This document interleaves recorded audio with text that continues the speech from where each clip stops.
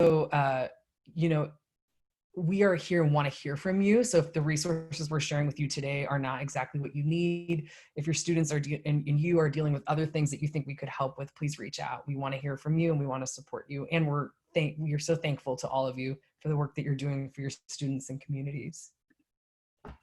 Pauline, can you go ahead and launch our first poll today? We just want to start by getting to know who's in the room. So let's start with what grade levels do you teach? And we are hoping we might have representation from pre-K through 2, 3 through 5, 6 through 8, grades 9 through 12, post-secondary teachers potentially. And I'm seeing we're already getting some folks who might be teaching in another environment. So thank you for being here. We'll go ahead and close our chat, our poll here in a moment, but also jump into the chat box if you haven't already and tell us, what are you excited to teach this fall? Maybe it's a unit you have planned or a book you're excited to use. We can't wait to see it. And we'll go ahead and close our poll in 3, 2, 1. And I see our results. We're about half representing high school today, but I love that there's a diversity that's going to be helpful in our breakout sessions.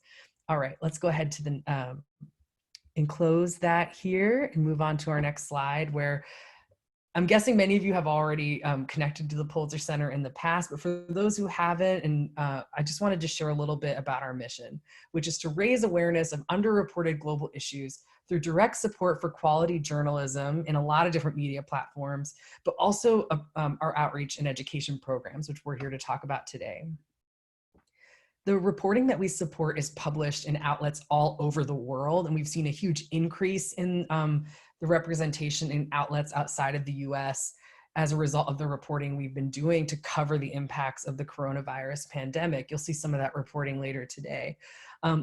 But just so you know, if you don't have a subscription to any of these news outlets, you can still access any story that we supported, and we'll show you how to do that a little bit later. Because the through line of any piece of reporting we support is that these are underreported issues that aren't getting the attention that they should. We are seeing journalists apply to cover stories on all kinds of different issues. We've selected some of these issues today to share reporting resources with you, but look at this, and if you see anything that connects to curriculum you're teaching or things you want to share with your students, any issue area you see here, we have reporting and journalists who did that reporting who you might want to connect with. What I want to talk about now is why we have an outreach department. So in addition to supporting journalists to make sure the news stories are covered and shared in publications all over the world, we also have outreach departments because these stories, even when they are published, often continue to be underseen because of the many things that we're dealing with. And so part of what we also have learned is that what can happen when students are engaging with news. One thing that we're seeing, these are 2 studies from Common Sense Media, we're seeing that students understand the value of news. That they feel prepared to take action, that they want to know what's going on. But this same study showed, on the other hand, that how young people feel about the news, that it can be complicated and hard to follow, that sometimes they don't feel like it represents them, and it can sometimes be stressful for them. And we want to bring that to the room, because part of what we want to do with our work is to combat some of these issues. And we're going to talk about how we do that. We believe that by connecting students to the news and to the journalists who cover the news through guided engagement with their teachers and also the journalists themselves and our staff, that we hope to cultivate a more curious, informed, and empathetic and engaged public. And that starts with students. Part of how we've developed our programs is to be adaptable to a lot of different learning environments. So before I show you some of the programs we have going right now, I'd love to hear from you and for you to hear from each other about what is school looking like this fall. So please join us in the poll here. What is your classroom looking like today? Virtual only? In person only? Is there a hybrid model in your district or something else? And given what your school year is looking like right now, share with us in the chat, what is something you are definitely hoping to gain from today's workshop? Is it a resource? Is it an opportunity for your virtual opportunity for your students? Let us know so we can make sure Pauline and I to direct you to those resources. I'll go ahead and close this poll, and let's share those results. Okay, so it looks like there's a mix here, and this is really exciting because in our breakout sessions, I think it will be helpful to hear from all of you in all of these scenarios to understand how we can help each other and help students this fall. All right, we'll go ahead and stop sharing that. And now I'll show you, well, actually, I'll turn it over to Pauline to show you what are some of the programs that we have this fall to start connecting to you and your students. Pauline, why don't I do this? I'm gonna go ahead and stop sharing my screen, and then I can turn it over to you here. How's that sound?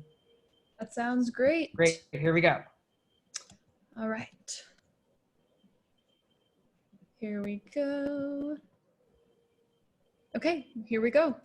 So thank you so much, Fareed. And like Fareed said, the Pulitzer Center, what we do and a lot of what we do on our editorial team is support journalism. So first and foremost, the education resource that we offer to educators is thousands upon thousands of articles, photos, videos, and other resources on underreported stories. Using those resources, our team creates lesson plans based on that reporting.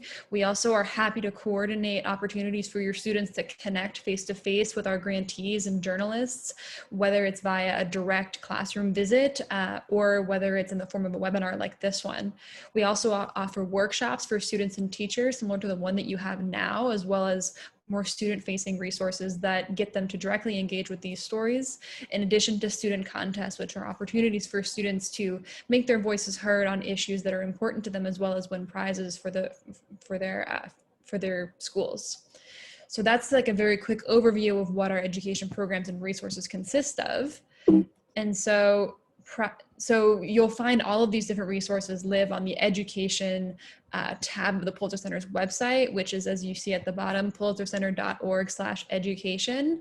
As you can see, we offer a similar outreach program for our campus and university partners, but over there on the left, all of our K-12 resources, opportunities, and news will be there for you to go through at your leisure.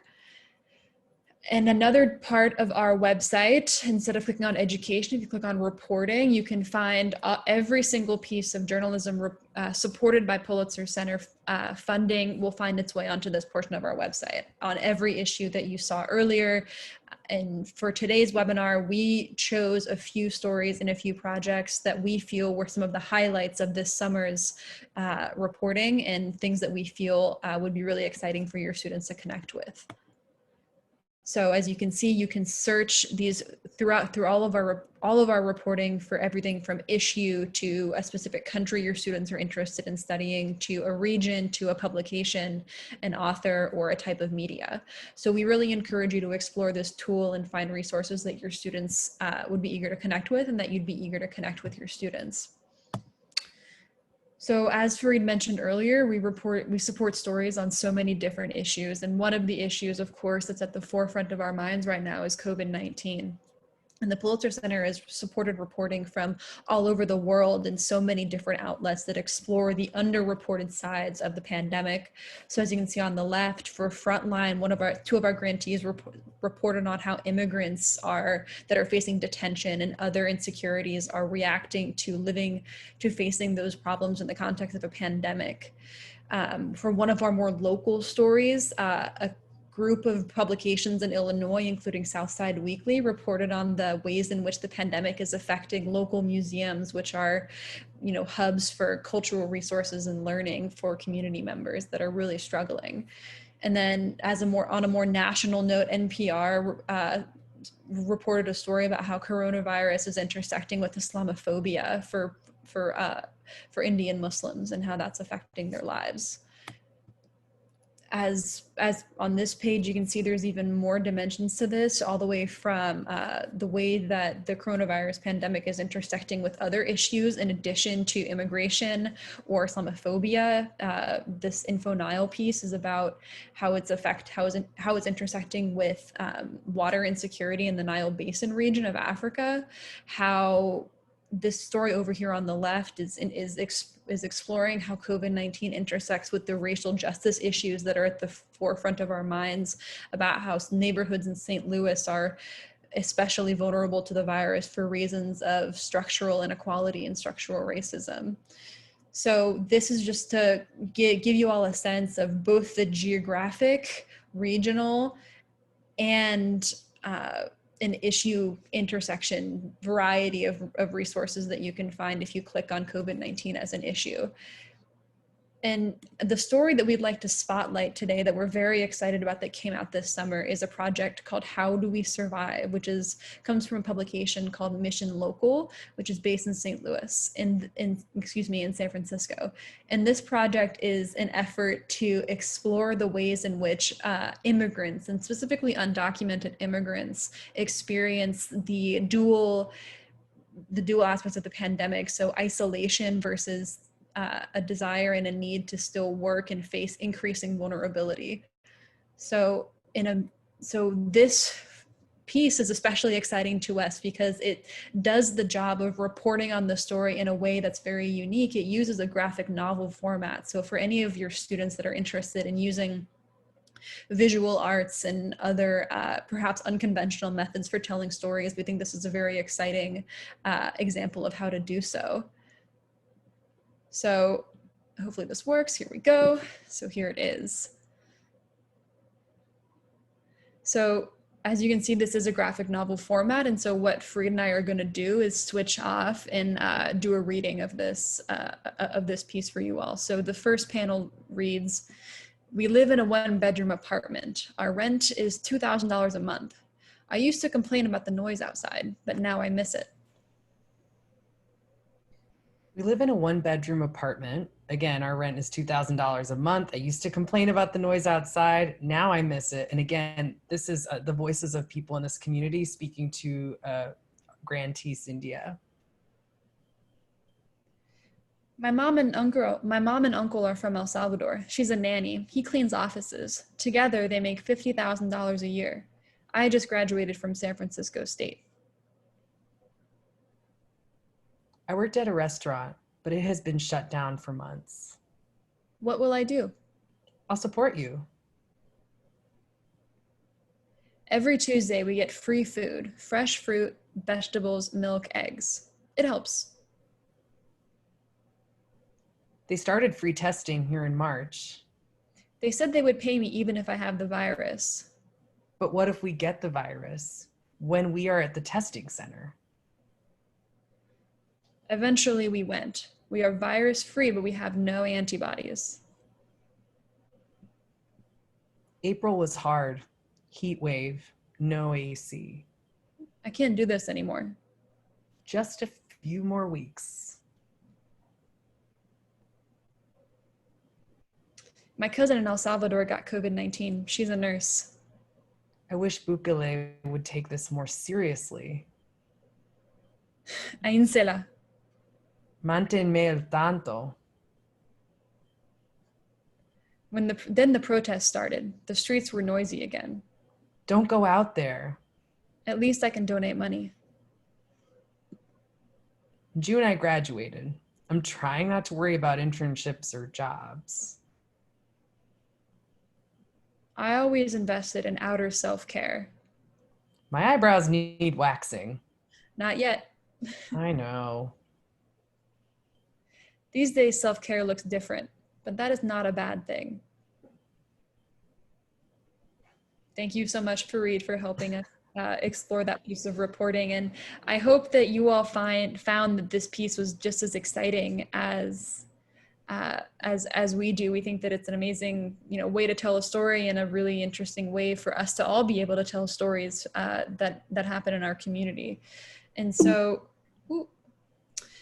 here are two different lesson plans that people on the Pulitzer Center staff put together to help educators connect to some of the reporting that we mentioned that relates to COVID-19.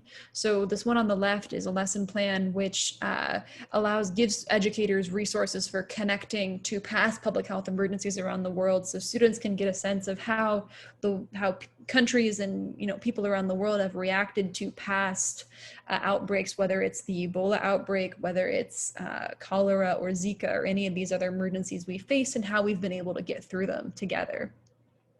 And this, as you notice, this is a printable lesson, which is something that we've recently offered. And so we'll be happy to explore one of those in more depth later on. And then this other lesson plan over here on the right is a screenshot of a lesson which uses two different pieces of reporting. The first out of Kenya and the other one out of Hong Kong, and invites students to compare, contrast, and also connect their own lives to how countries around the world have responded to COVID-19 and how they've mitigated the spread. What we'd love for you to do is, based on some of the reporting projects that we showed you having to do with the COVID-19 issue, or this piece from Mission Local about this one person's reflection on the experience of the pandemic as they're about to go to college and approach internships. How might this connect to you and your students? What might they feel seeing this? What might they be able to connect it to in another piece of your curricula? If you could share that in the chat, I know we'd all benefit from your ideas. One thing I'll share in just hearing the reading out loud is there was something kind of strange to me about hearing a story that felt so kind of calm and simple. It felt pretty safe. It felt really reflective on this person's particular goals and how their goals were interrupted by the pandemic. And so I thought it might be really validating for some students who are feeling emotionally affected by the pandemic, even if they haven't necessarily been touched by a loss or by the pandemic in their community specifically. It could be validating for them as well. So an activity I'd love to see them do is to try drawing a portrait and adding a quote of their own. What would you like to do? I'm excited to see in the chat. And just to make it hard for you to do that, I'm actually going to move into showing you some other reporting maybe if that reporting didn't connect with you, these pieces will. We've also committed a lot of reporting on the environment and the impacts of climate change. And this can look like everything from the causes and impacts of carbon emissions. It could be looking at the impacts of climate change on coastal communities, on the rainforests all over the world. We've highlighted 3 projects here just to show you again, like Pauline did, the range of media that's available for students, a range of regions and topics. On the left here, this New York Times Magazine and ProPublica piece, The Great Climate Migration, explores increased migration from all over the world, but specifically focusing in on Central America as a result of climate change. And this is a mix of personal stories where you're hearing directly from people about what they are seeing and how they are then choosing to migrate. But also there's some really incredible data visualizations that show how these personal stories relate to larger numbers of people, and in the next decades, even more people. That's a print piece and visual data visualization on a website. In the center here is a beautiful photography and print piece that was a collaboration between Pro Da Vinci and Info Amazonia, focusing on the impacts of gold mining on communities in, I believe this is Venezuela. Am I right, Pauline? Yes. There's a mix of aerial photography, nature photography, and also portraiture of people who are impacted in this piece. It's laid out in a really beautiful kind of scrollable website, but also the photos can be pulled out with text for differentiation. On the right here, we see an audio story that was published in Coffee and Qua, which was a new publication to me, but is widely listened to explore issues affecting Indigenous communities. Specifically here, we're looking at the impacts of climate change on Native Americans in Alaska. There's some really interesting, for science teachers out there, discussions about permafrost, about how communities are adapting also their economies as a result of climate change. For those of you teaching governance, world geography, there's a lot there. All right, next slide. The reporting that we chose to highlight from this issue page is a new National Geographic short film that focuses on the impacts of forest fires in Cambodia. You might be guessing that we selected this piece because what I'm hearing a lot from the students I'm interacting with and teachers I'm interacting with are questions about forest fires in the US. So wondering, for me as an educator, how this piece could help with conversations about our own country and making connections to another culture in Cambodia. We're gonna take a look at the first 2 minutes of this video. And what I'd love for you to do is in the chat, just note what is sticking out for you, what is new information or an image that's popping for you, and also how might this video engage students that you're teaching this fall.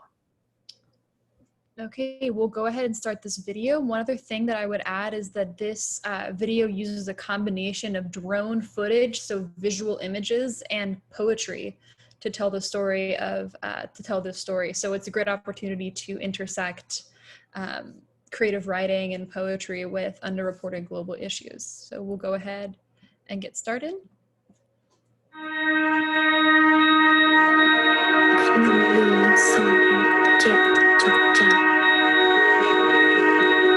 ខ្ញុំលឺគេកាប់ឥតប្រណីខ្ញុំលឺអ្នកបាក់ធ្លាក់លើដីខ្ញុំលឺអ្នកខ្សោយដាច់ជីវជនខ្ញុំឃើញអ្នកឆេះខ្លាំងផេះផងខ្ញុំឃើញគេចោះកាប់ពេកបង ខ្ញុំឃើញអ្នករត់លែងអរគុណខ្ញុំឃើញគេលុនកំឡុងព្រៃព្រឹកសម្រាប់អ្នកភៀកចាយបាក់សាបាក់សិនជ្រៀងអើងកងម្រឹកគីដេញក្រសោធម្មជាតិឆ្លើយឆ្លងបន្តតែម្រឹកគីដណ្ដើមគ្នាកាប់ឯងគេមានដឹងអត់ឯងជាផ្នែកបំណែកវប្បធម៌ជាតិជាក់ស្ដែងតពុំភូមិផៅខ្មែរនឹងឯងគឺតែងរួមគ្នារៀបរក្សា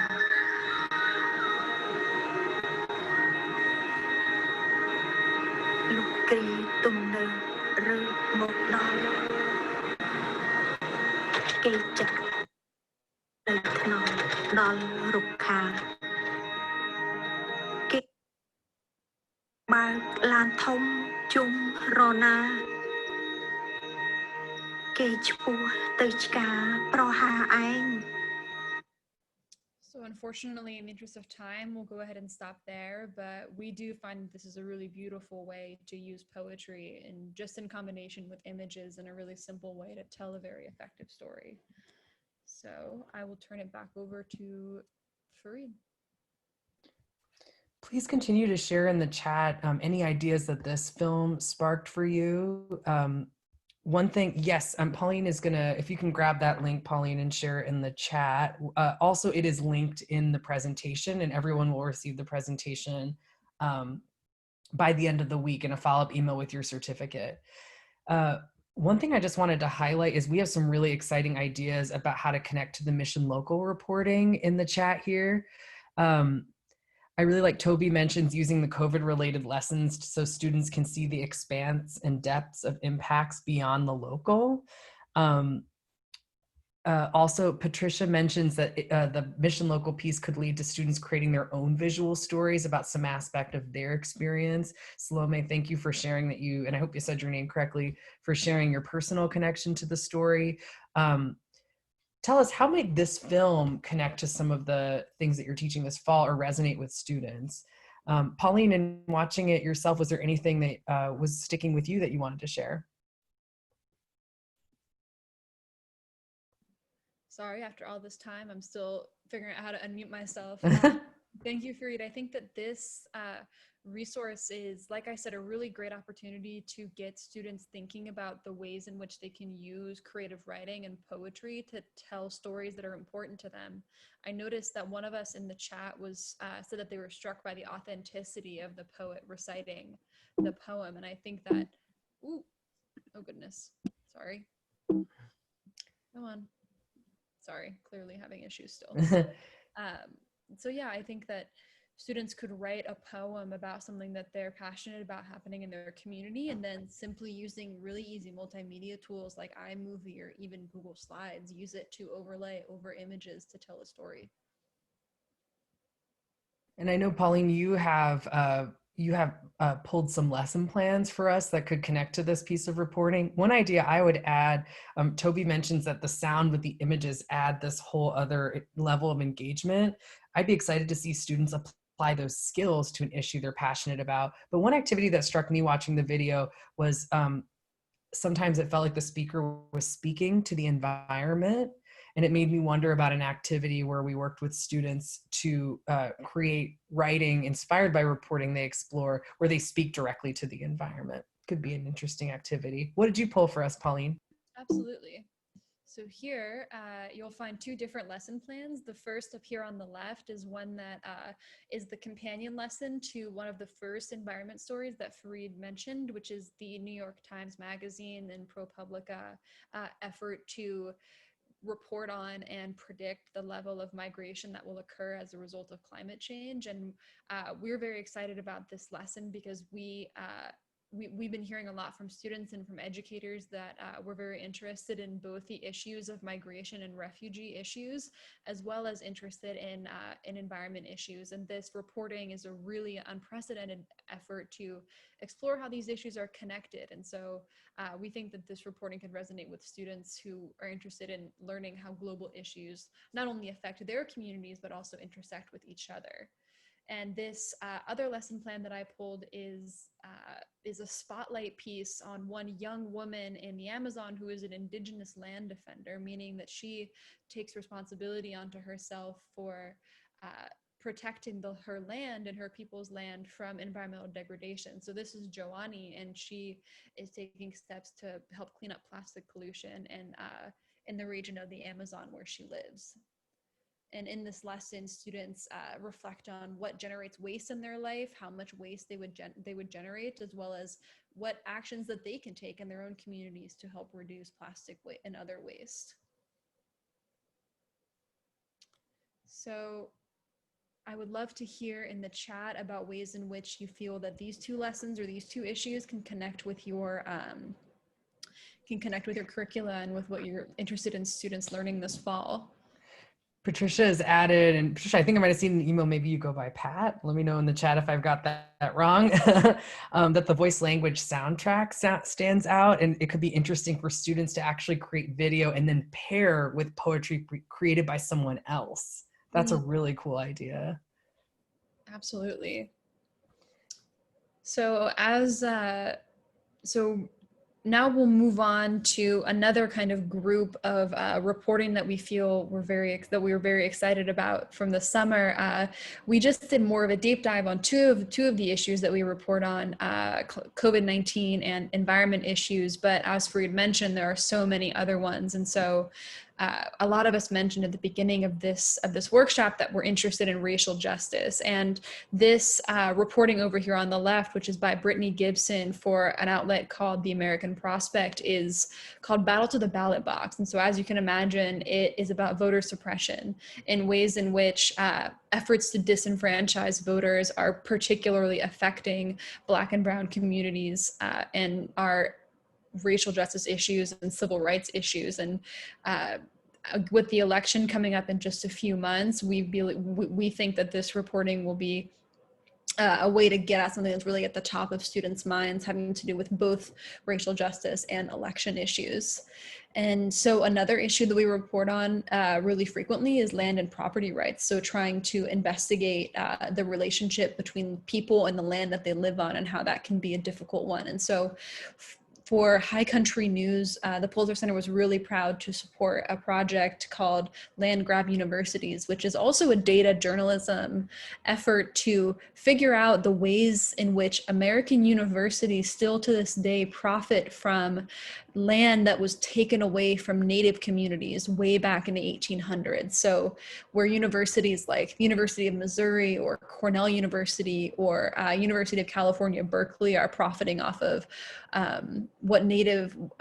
off of essentially stolen land that was taken either by treaty or by force from indigenous communities across this country. So this is a really exciting way to illustrate how you can use data again to tell stories that are really important. And it looks like I'm missing some things in the chat. So I would be really eager to hear how if any of these are resonating with you and how you feel that we could be using, that you could be using these resources in your classroom. And the last one I wanted to highlight is kind of for all of the social studies and the civics teachers out there and all the students interested in governance. This is a great, as you've probably been hearing in our breaking news headlines, is that there's a lot of political turmoil happening in Belarus, which is a country in Eastern Europe. And we collaborate a lot with PBS NewsHour, and they sent a team of reporters to Minsk, to Belarus, to talk to people and get a sense of what it is that they're looking to change in the Lukashenko regime. And yeah, so that's governance. And so the story that we are trying to, let me take a look at the chat before I move on. I'm seeing Adam has already looked at the Land Rights University piece, and definitely recommend everybody take a look at that if you can. And the journalists who report on that project can also explain really, at least easily for me, someone who was new, the data analysis that was involved in the reporting for that project. We also have, Morgan sent a message, I'm not sure went to everybody, talking about how the video we watched could support a first grade lesson about monarch butterflies. So hopefully that happens. We'd love to see that. That's so exciting. And so, yeah, so the project that we are choosing, the last project that we're choosing to highlight after we've already looked at a text-based, a video-based, and now we're going to take a look at a photo-based and also text-based piece from BuzzFeed News about China's, detention and internment camps in Western China in Xinjiang. I'm almost certainly not pronouncing that right. So to any Chinese speakers, I definitely apologize, where so many members of China's Uyghur minority are finding themselves detained in camps simply for practicing their own culture or speaking their own language or practicing Islam. And this is an investigation by BuzzFeed News, which is one of the first of its kind because China is notoriously secretive about what these camps look like. They deny that they exist. So we're very excited to partner with BuzzFeed News and publicize images from inside of these facilities and publish images of people that have managed to be released from them. So in just a few seconds, we're going to start moving through some of the images from this reporting. It also comes with a text-based piece that we're happy to share in the chat. But as we walk through these images, share in the chat what's sticking out to you. What do you think that what are you learning from these images? What's surprising? What's the mood of them? So we'll get started with this one.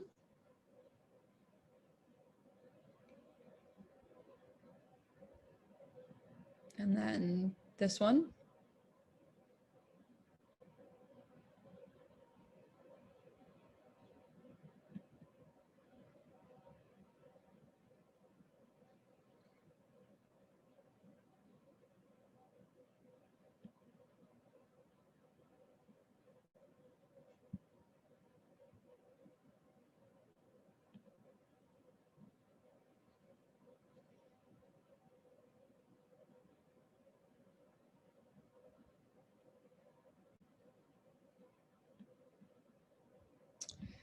So what do you guys think? What's sticking out to you? What is the mood? What's surprising? I'm having trouble seeing our chat. Oh, there it is. And I think we're still reflecting a little bit. Please continue to share in the chat. How do you think your students would respond to these images? How might these images initiate conversations about this issue or another issue that you are connecting to students? Pauline, if you could go back to the slide before this. I know something that has stuck out to me from this reporting project is this image because it looks so familiar. So there's something about comparing the classroom that we're seeing here to our own classrooms. One, that's an interesting discussion for many of us who are in virtual classrooms to remember talking about classrooms, but also thinking about when we were in classrooms, just how this setup with desks and materials on the wall feels so familiar, but how we in reading the reporting have an understanding about how the people who are in this school might not have the choice to go there, and also wouldn't be learning many of the same things that we might think of when we think of school. Pauline, is there anything that stuck out with you to you with this reporting? It was definitely this image the most that stuck out to me. I think there's a really interesting juxtaposition between this image right here, which is the familiar one, it's a classroom. But then if you combine it with this image, it looks like a detention facility. It is functionally a prison. So the contrast between those two images, it makes you think more about this one in terms of, well, why are these people here? What are they learning? And the answer is that the people in this image are being forced to adopt a culture that is not their own so that they can conform to what the government believes is best for them. And I think it could initiate some really interesting conversations and help students explore the ways in which photography can tell stories and cause us to think differently about things that might look familiar to us. Deborah notes that it does look like a prison. Maybe people looking at the image will connect to images we've seen of prisons. Pat mentions that migration is a major theme in world history classes. And so this could initiate conversations about migration. If you can go to the lessons we've pulled, Pauline, I'll mention that we have a lot of photography that can be used to initiate discussions on any of the topics. Actually, one that I've highlighted here is focused on, one of the grantees is focused on migration. So for example, if you were to be interested in students questioning the images that they see and starting to develop curiosity based on images from a variety of reporting projects, the top left lesson plan here is an activity where you can actually print puzzle pieces of images that students can use to start making predictions about reporting before they look at it. So it's great for student choice and also to start discussions about how important it is to look closely at images and to critically analyze them. On the right, this is a lesson that features 3 pieces of reporting from the same journalist. So if you really want to highlight how stories can be told differently and why an author uses different techniques to share stories, this reporting is using drone photography, portraiture, and also mixed media for 3 different reporting projects, 2 of which actually connect to migration. So these lesson plans are all linked in the presentation that you'll get at in the follow-up email. So interested in migration, definitely check that out. Tomas Ben Hutriv, whose reporting is analyzed in that lesson, reported on people who left North Korea or snuck out of North Korea and uses portraiture to tell their stories in some really creative ways. The piece that you see on the cover there is drone photography analyzing the impact of drones from the US government on communities in the Middle East. And then there's also a project focused on migration from the Middle East into Europe. That is a mixed media, video, photography, and actually Instagram screenshot project that you can analyze there. You see on the bottom here that we also have a lot of resources to introduce journalism skills to students. And these are 2 that focus on photography, but that's actually where we're going to move now because I'm seeing in our chat that many of us are interested in introducing some skills to our students. And we actually are preparing to launch, well, we did today, a series of resources that we hope will be helpful for you. So we'll go to the next slide here. Before we introduce those journalism resources, though, I'm curious, what of the reporting that you've seen so far do you think will most engage your students? So we see a poll on the screen here. Do you think that the graphic novel story we saw looking at the impact of COVID-19 in San Francisco would engage them? The video about the impact of forest fires in Cambodia, or the photography piece and print piece we saw about the detention centers for Uyghur communities in China? I'm seeing that we're still waiting on a few responses.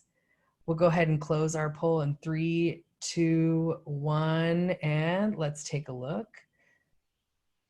Great, it looks like all of them are going to be seen by some, but that it's definitely seeming like the COVID-19 reporting is resonating. Please share in the Q&A box or the chat if there's any reporting you have not seen here and you want to know if we have resources connected to those issues. Please share those. We definitely want to get your questions answered. And we'll, when we get to our breakout sessions, focus on those. So moving into the skill building resources, I'm seeing, Pat, I agree, we definitely want to focus in on those. Pauline, can you walk us through what are some of the resources that we have? And then let's move into some of our skill-based resources. Absolutely. So like I mentioned very quickly earlier, one of the things that we offer is virtual journalist visits to between our journalists and students. And those look a little bit different now than they used to be, but we actually had a Skype in the Classroom program well before remote learning began. So over here on the left, you see an image of a student speaking face-to-face with one of our grantees. And in addition, on the top right, that's the same thing that's happening. And so as you can see on the bottom of your screen, please don't hesitate to contact education@pulitzercenter.org if you'd like to schedule one of our grantees to join your classroom and speak to your students. Traditionally, our journalist grantee presentations involve them introducing themselves, how they got into journalism, as well as what their story that they reported on is and how they reported on the story, as well as time for students to ask any questions, whether about what it means to be a journalist or how to report a story or anything else relating to their work. And we've had so many more opportunities to connect with students virtually now than in the past. So we're very excited to be offering this again in the fall. So please don't hesitate to contact us. And next, we also offer webinars in addition to these more intimate classroom to classroom visits. We have next week on Wednesday, we have a webinar with one of our grantees based in Chicago named Tony Briscoe, who is a climate and environment reporter in Chicago. And so this webinar is going to be about climate change in the Great Lakes and explore the ways in which climate change affects Great Lakes communities in Chicago. So I know a few of us here today are coming out of Chicago, and so we really encourage you to attend and learn how students can see and react to the ways in which these global issues are connecting right in their hometown. And over here on the right, you can see that Brittany Gibson, who we mentioned a little bit earlier, who did her reporting on voter suppression, will be doing a webinar for students right in time for the election at the end of October, so students can hear from her about the barriers that people face in voting, as well as answer questions about any question that they have in the lead up to this national election. And if you visit pulitzercenter.org/events, you can find many other webinars for both students, for educators, and for the general public. And in addition, the Pulitzer Center is very proud to offer for the very first time a teacher fellowship, which this is an opportunity for educators to connect both with each other as well as Pulitzer Center staff and develop mini units that they will connect with our grantees as well as our staff to put together, as well as implement in their classrooms and eventually share with other educators. So applications are open, I believe, until Monday. So we really encourage you to apply. And if you have any questions about this opportunity, please again contact education@pulitzercenter.org. And next for this fall, the last thing that I mentioned earlier is our writing contest. So the one that we offer every year in the fall is called Local Letters for Global Change. It's an opportunity for students to make their voices heard during an election season and write a letter to a member of Congress or any other local representative that explains the global issue they want them to prioritize. The deadline is open through November 13th, and all students have to do is read a piece of reporting and write a letter on behalf of that issue to someone, to a policymaker, and make an argument and use those persuasive writing skills to make their voice heard and to try to affect change locally. And finally, in addition to all of the lessons that we already went through relating to everything from climate migration to voter suppression to everything, we also offer a whole lot more lessons that all live on our website at pulitzercenter.org/builder. And going from left to right, there's a lesson plan for Brittany Gibson's reporting about voter suppression. Next, there's another lesson plan that we wrote to accompany the 1619 Project, which, for those who aren't aware, is an effort on behalf of the New York Times Magazine to to encourage us to think about what it would mean to reframe our national foundational date, not as 1776, but as 1619, which is the first year where enslaved Africans arrived on what would become the United States. So it encourages students to reflect on the ways in which slavery and the resulting injustices permeate society today.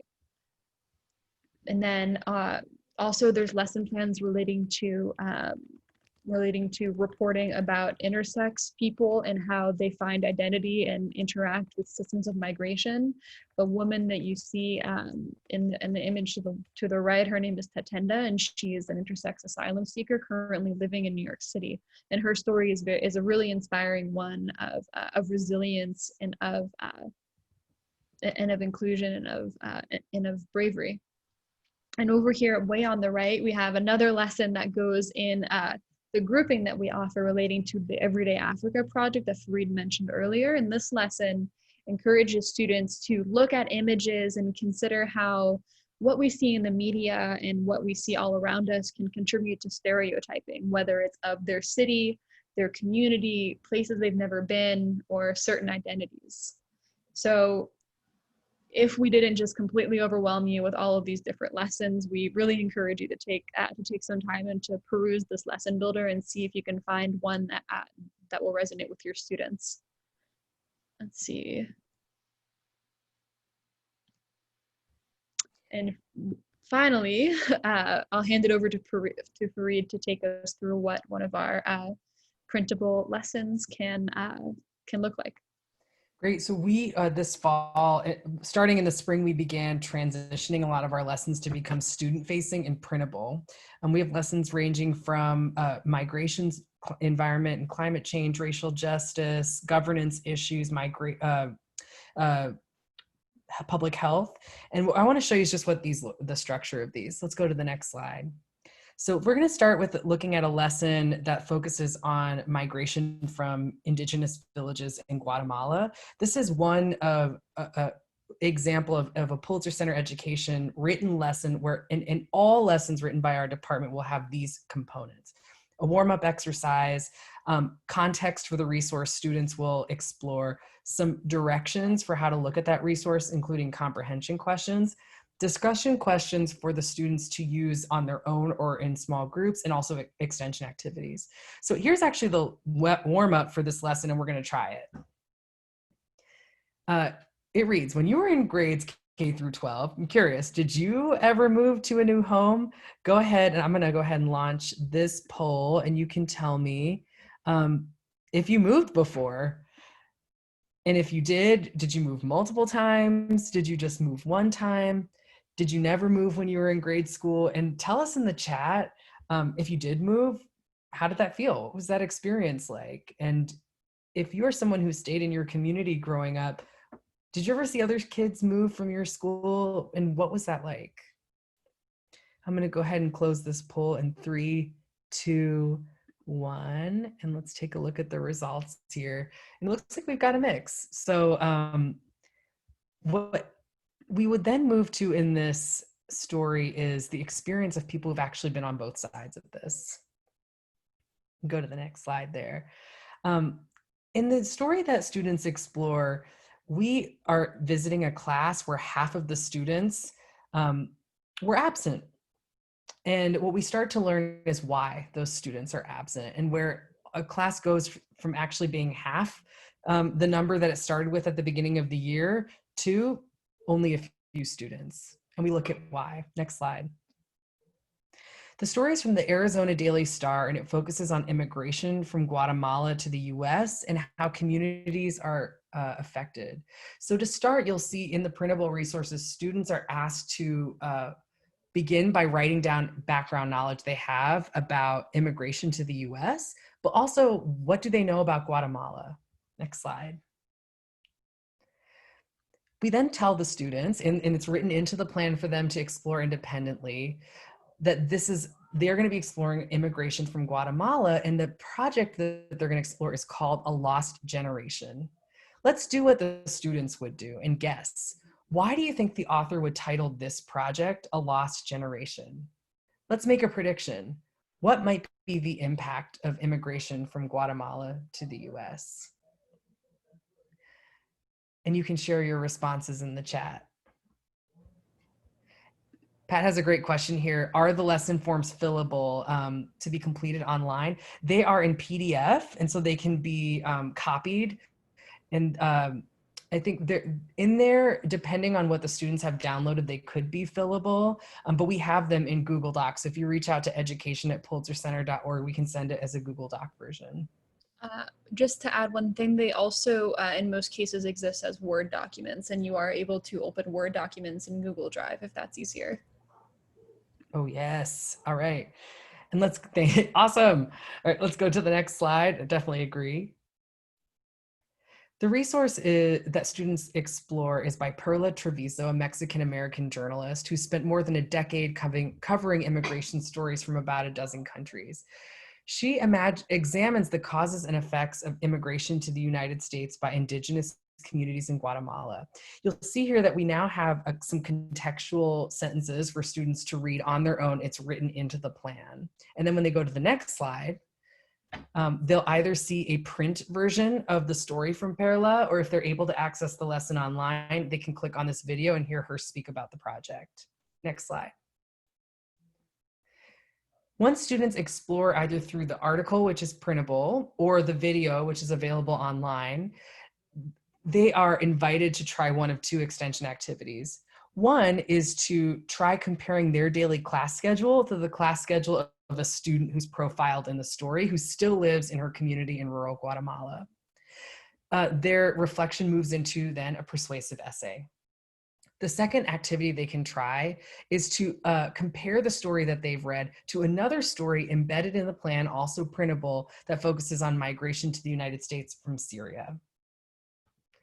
And if this is a lesson plan that's interesting to you, please share in the chat. What's an activity that you could try with students after they explore a project about migration from Guatemala to the US?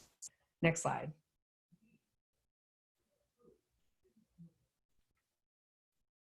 Ooh. Ooh.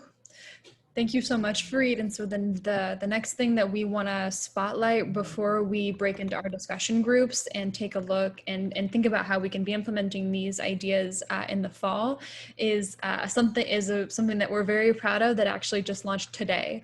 It's called the Journalist Toolbox, which was born out of the thinking that, as we saw in over the past hour or so, the world is full of stories. They're all the way around the world, but they're also in our own backyards. And so how can we seek them out? How does a journalist tell these stories? These are questions that we asked ourselves. And so we turned then to the journalists that produce the reporting and that work with us, working with students. And in conversation with these journalists, we put together 4 different lesson plans. Together, they make up the Journalist Toolbox. The first teaches students how to identify a story, an underreported story that they want to tell. The second teaches students how to use descriptive writing to describe a place in order to report on it. The next one uses teaches students how to use photojournalism to tell stories that are important to them, whether it's a portrait or a landscape or any other image. And the final one teaches students how to use interviews to tell stories. And each of the videos that are embedded in these different lesson plans, students will hear directly from the journalists that do this for a living. So for the descriptive writing video that we'll be showing in a few minutes, you'll hear from a journalist who used those same skills to tell stories about environmental issues. And so the first lesson plan is called How to Find and Analyze Underreported Stories. It teaches students how to use critical thinking, text analysis, and writing to do so. And so this lesson is composed of the elements that you see over here on the right. The warm-up, students reflect on what news means. And then they introduce ways to both find and evaluate underreported stories by viewing 2 different videos that feature the editorial team at the Pulitzer Center, telling them about how they determine what makes underreported story in their jobs. And then in the lesson, students read news articles, summarize them, and apply what they learn in instructional video to evaluate why a story might be underreported.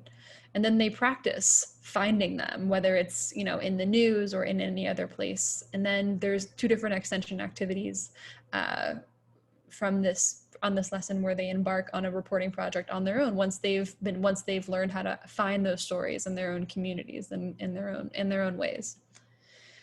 And so just to give you an idea, the warm-up the students would do is they'll brainstorm a definition of the word news. And then once they have an idea of what they think that word means, they'll compare it to what it means to the Merriam-Webster dictionary definition of news, which can be previously unknown information or a report of recent events.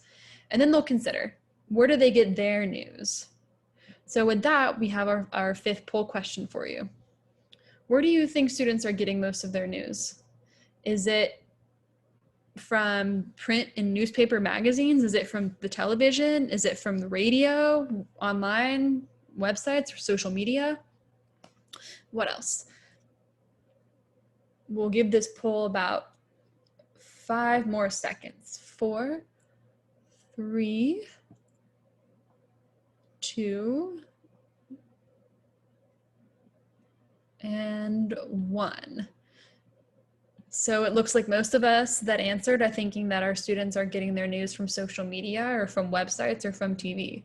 And you'll find that you are mostly correct. Research has shown that young people in the age range of 18 to 29, which is not the age of most of our students, but is the youngest age bracket for this research, are getting their news from social media and from TV and from websites, which is a whole other, I suppose, thing that we could discuss in a separate webinar.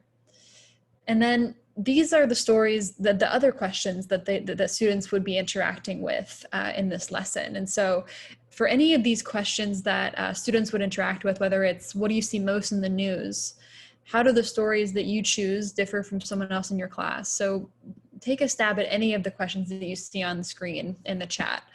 What is something that you think is important but doesn't get seen much in the news? What are news outlets? Why would a news outlet choose to feature some stories more than others? These are all questions that students would engage with in this reporting, and I would love to hear your reflections on any of these 4.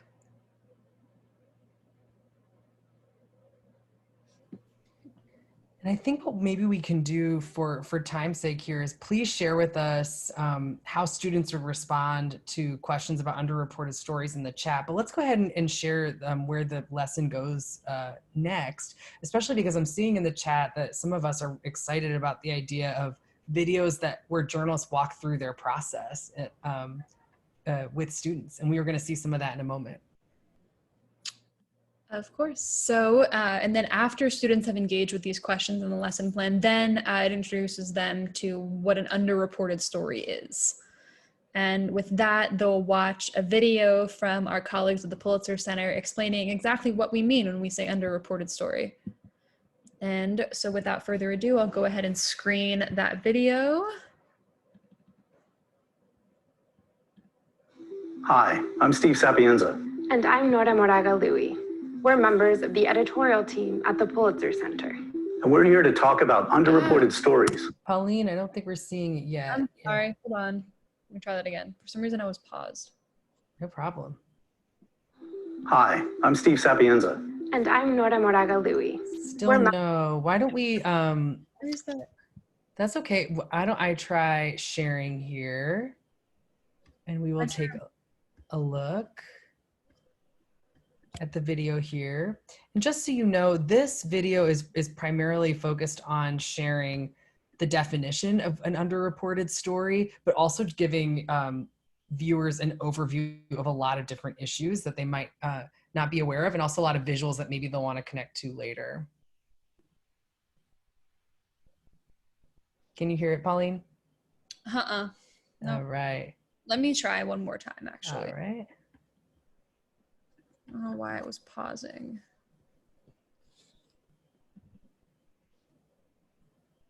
There we go.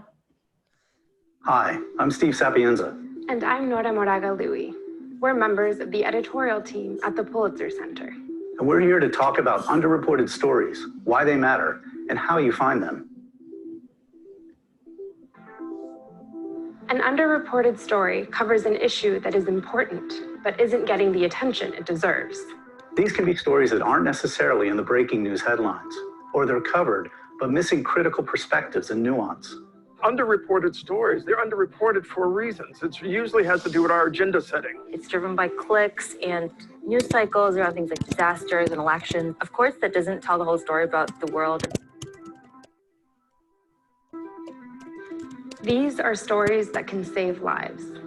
For example, we now know that there was far less coverage of the coronavirus issue in the first weeks of 2020 than we should have had, given what epidemiologists knew at the time. The last time there was a pandemic, in 1918, the same thing happened. The flu claimed millions of lives, but the virus barely made the front page because most news coverage focused on World War I. Underreported stories raise awareness about issues we know little about. Reading them makes you a smarter citizen, better able to make informed decisions and useful contributions to society. They also illuminate the deeper issues that we face as a society. They help us build empathy, expose corruption, hold the powerful accountable, find solutions to difficult problems, and affect change. Okay, so that was just the beginning, and then for the rest of the video, Nora and Steve take you through some examples of underreported stories that we've worked with, and I think that we've thrown probably enough at you today for you to get a sense of what that term means. And so after students are introduced to the definition of an underreported story, as well as some examples of it in the lesson, they'll explore strategies for finding those stories around them, whether it's by critically analyzing breaking news to find an underreported aspect, whether it's talking to community members about issues that are important to their community that aren't getting reported on, or by just being a really active listener and observing the goings on around them, as well as just simply following their passions and finding stories that they think are important and that deserve to be told. And then after doing that, they'll watch this video here, which it goes a little bit more into depth about how to find these stories and spotlights two different stories for students to get a better sense of what this means. And to go back to some of what you shared in the chat, they will hear from editors and journalists themselves explaining how they use the strategies highlighted in the video to come up with their reporting project. Exactly. And so after that, this activity here invites students to read and analyze different pieces of reporting to determine what the underreported story is, what details stand out to them, what makes the story that one of these pieces of reporting is trying to tell an underreported story, and as well as how they can make connections between their own community and the issues that are being talked about. And then finally, they practice by finding underreported stories from where they are right now. Like I'm sitting here in my bedroom in Pittsburgh, and I'm sure I could find an underreported story to tell. And so the other aspects of the Journalist Toolbox series, like I mentioned earlier, the first is descriptive writing, interviews, and photography. And so Fareed will take us through our descriptive writing activities. So our descriptive writing lesson starts with this warm-up. It asks, what are places you have always wanted to see and know more about? I want to know from all of you, what is a place that you've always wanted to see or to learn more about? Pauline, what's a place that you've wanted to see and learn more about?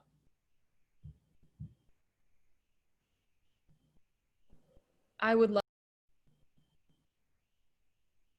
Oh. Sorry, I would love to travel to Southeast Asia and visit Vietnam.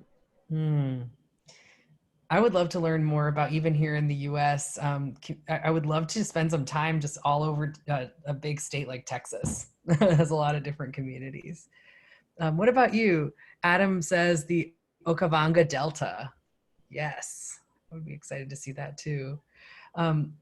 Another thing I'm curious about, and please share this in the chat here, what are some of your places that you know very well? I went to college in New York City and really fell in love with it, and that's a place I know pretty well now. What about you, Pauline? I went to college in Montreal in Canada, so that's a place that I know well. And I'm from Kansas also, so I think I have a good sense of what that place can be like. And while we're waiting to see in the chat some of your ideas, what we then ask students to do is to pick one of the places that they know very well and to describe it in 3 words. So for example, if I were to try to describe New York City with 3 words, I think the 3 that I would pick for my experience of New York City is diverse, energized, creative. What about you, Pauline? Well, I'm from Kansas, so I would probably pick, I would say welcoming, I would say flat, and I would say kind. I see Toby's written Madagascar as a place he'd love to visit, and the bedroom and office are a place Toby knows very well. Understandable. Students, our hope is once you start here, we start to show you that you actually have the descriptive writing skills to describe places like a journalist. Next slide. Students then evaluate how journalists use the skills that they just practiced using their own favorite places to describe places that these journalists were not familiar with at first, and specifically go into how students can use figurative language to describe a place and then to edit that writing to communicate places to new audiences. Next slide. Students are introduced to Tristan McConnell, who is one of 3 journalists who received grants from the Pulitzer Center to report for Vox about 3 trees in 3 different Amazon regions that are trying to combat climate change. The trees are the characters here, and you'll meet them. You'll learn a little bit about their personalities and also the ways that they are actively contributing to combat carbon emissions. So what we're gonna do is actually see a clip from the video where we watch Tristan apply 3 of the figurative language skills that we want students to try to describe a tree that he was getting to know in the Democratic Republic of Congo. So Pauline, why don't we start at minute 126, and we'll take a look at these 3 strategies.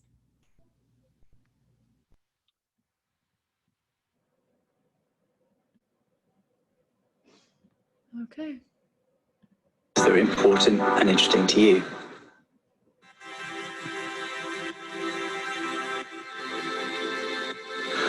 When you are taking readers to an unfamiliar place, one way is to start by describing your own journey to that place. I started my story in the city of Kisangani because a city is an environment that many readers can more easily picture. By then describing the journey to the forest, I'm inviting the reader to travel gradually from a known world to an unknown world, while building anticipation ahead of our arrival. I wrote, a pair of 70 horsepower outboard motors cut the river journey westward from the city of Kisangani to just 2 hours. Not far downriver from Kisangani city limits, concrete and brick houses give way to thatched huts and, soon after, to the forest. Soon there's no riverbank at all. Trees and a kind of rainforest creeper called liana cascade directly into the Congo.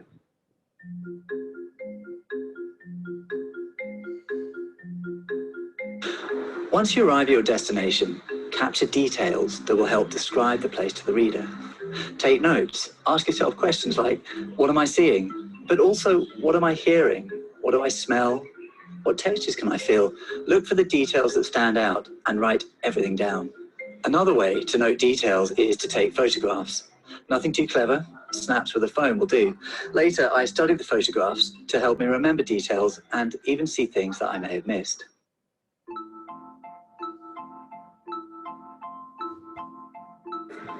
How can description help the reader picture and even feel what is extraordinary about a place they may never have been or know little about? Try making comparisons to things that readers can relate to. Let's look at my description of the Afromosia tree. When I first saw the tree, I thought the bark was kind of red and white, a bit blotchy, but that sounds like some kind of skin disease. And what I wanted to do was share the wonder and beauty of the tree in this place. So I had to turn red and blotchy into something that evokes the ethereal. I wrote, its dappled bark glows silver in the shade and burns auburn in the sun. Its spreading upper branches reach the canopy. The delicate tapering leaves of its crown reach toward the sky. Glows silver and burns auburn evoke something mystical and otherworldly, as does the image of a tree that burns but lives. Reaching toward the sky hints at the tree's height, while the botanical term crown is not only specific, but also suggests something regal and magnificent. One distinct element of the story was its subject. Most stories focus on a person or a community, but what do you do when the subject of your story is a thing?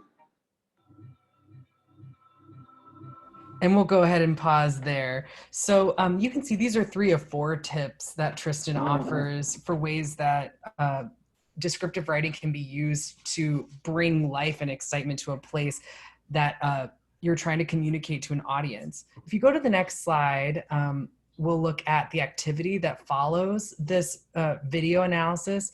It's basically asking students, and the video actually guides students through this process to observe their immediate environment, their bedroom, their classroom, and to apply the techniques that Tristan describes that he used in the Democratic Republic of Congo on their own bedroom, and how they can use their language to communicate the feeling of their own rooms to people who might never see them.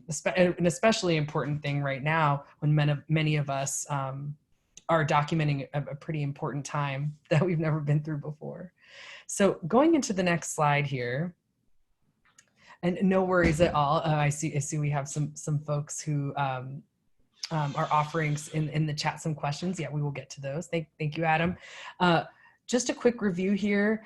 Pauline, tell us review some of these resources that we've gone through before we wrap up today, and then how we're going to get to start brainstorming together, how we can collaborate. Sure. So thank you so much again, everyone, for taking time out of your day to be with us during this time. And we've been so happy for an opportunity to share all of the programs and resources that we offer the Pulitzer Center, all the way from thousands of articles, photos, and videos on underreported issues, to lesson plans, to opportunities for students to connect with these journalists through an in-person or in-classroom visit, or a webinar, as well as workshops for students and teachers, and then finally all the way to student contests. So we know that that's a lot of stuff that we're offering, but we're so excited to hear from you all in just a few minutes directly in our breakout room. So right before we do that, we'll launch our final poll, which is how might you share the content and resources shared today with your students? Would it be just to share the reporting with students? Would it be to schedule a virtual journalist visit, schedule a virtual workshop, use an education video or a lesson plan, or some other way? So we'll think about that for just a few more seconds.